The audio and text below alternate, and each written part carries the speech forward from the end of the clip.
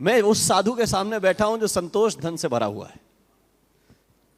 अमूमन क्या होता है कि प्राप्ति का जब आपके सामने लक्ष्य हो कि आपको कुछ पाना है, कुछ चाहना है, तो फिर अड़ जाते हैं आप।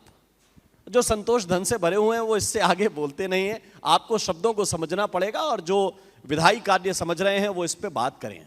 लेकिन गुरुजी, मैं इससे थोड़ा सा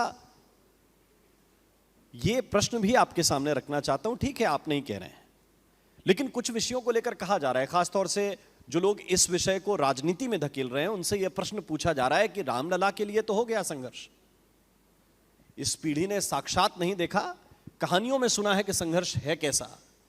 ये जीने वाले बाबा जी बैठे हुए हैं, दाढ़ी सफेद है, बाबा जी कह रहे हैं कि हाँ चोट लगी है, बाबा जी बता रहे हैं। ये देखिए, ये संघर्ष है और उस संघर्ष को नई पीढ़ी ने नहीं देखा। वो उनसे पूछ रहे हैं कि क्या रामलला नहीं तो क्या कृष्णलला के लिए संघर्ष करेंगे। मथुरा के लिए 9 अगस्त को साधुओं ने आंदोलन की बात कही है। कार सेवा शब्द का पुनः प्रयोग हुआ है। आप क्या सोचते हैं कृष्ण जन्मभूमि को लेकर? देखिए, ये आगाज नए भारत का अंदाज है। आज कम से कम हम इस प्रकार का आगाज कर सक रहे हैं। आज हम ऐसी बातें कर पा रहे हैं। जब राम जन्मभूमि के लिए यह आंदोलन हुआ उस समय यह बात सोच लेना, इस बात को कहना भी अपराध था और कब आपको जेल में डाल दिया जाएगा पता नहीं था। तो मुझे लगता है ये बदलते भारत की तस्वीर है। मैं इसको इस प्रकार से मानता हूं कि ये नया आगाज नए अंदाज का है, नए भारत का है और विकसित भारत के लिए बहुत आवश्यक है। मैं इसको नए बच्चों के आधार पर बता रहा हूं आपको। लोग हमसे अक्सर कहते हैं कि मंदिर की क्या आवश्यकता है, इसकी जगह पर हॉस्पिटल बन सकता है, इसकी जगह पर विद्यालय बन सकते हैं। हमने 12 यूनिवर्सिटियां बनाई।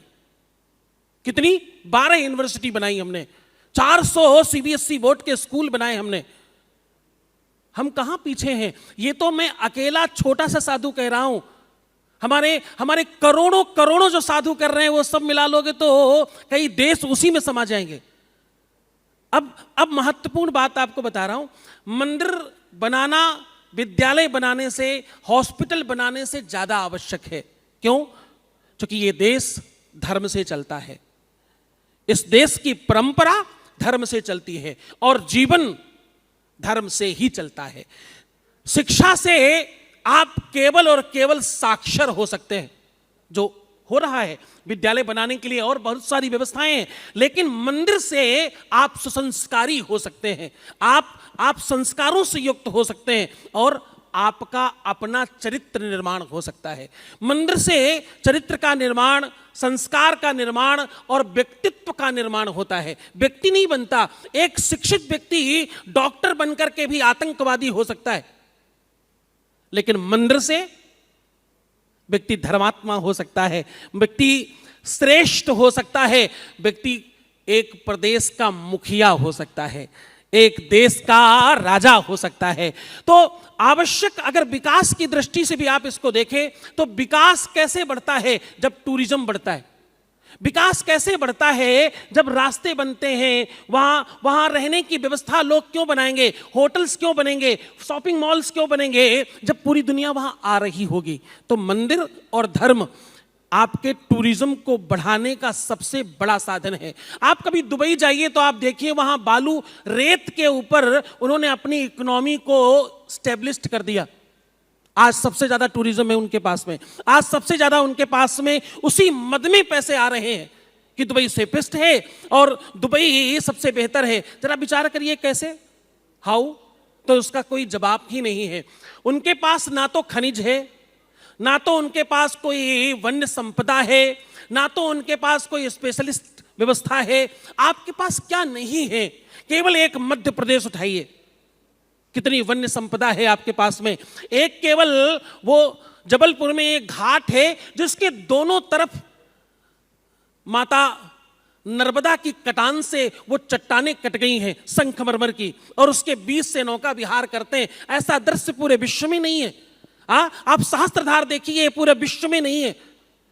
इतने किले, इतनी इमारतें, इतनी वन्य संपदा, इतना खनिज और इतने हिमालय अपने चोटियों को ऊपर उठाकर आसमान को और गगन को चूम रहे हैं, ऐसी व्यवस्था कहां है? तो मुझे लगता है धर्म व्यक्तित्व के निर्माण की व्यवस्था है। इसलिए हम सब संत कह रहे हैं कि भैया रामलला को तो हमने स्थापित कर दिया, अब काशी में थोड़ी सी बात बची है और मथुरा अभी बाकी है। मथुरा में हम जो आगाज करने जा रहे हैं सब संत, मुझे लगता है ये नया भारत, नया अंदाज है, इसमें युवाओं को भी अपनी आवाज बुलंद करनी चाहिए और सबको सम्मिलित होना चाहिए, क्योंकि विकसित भारत 2047 तभी संभव होगा जब व्यक्तित्व निर्माण होगा, जब एक एक व्यक्ति यहां बैठा विवेकानंद होगा, जब एक एक व्यक्ति चंद्रशेखर आजाद होगा, जब एक एक व्यक्ति रानी लक्ष्मीबाई होगी, एक एक बिटिया हमारी, तब इस देश का विकास होगा, तभी संभव होगा विकसित भारत 2047।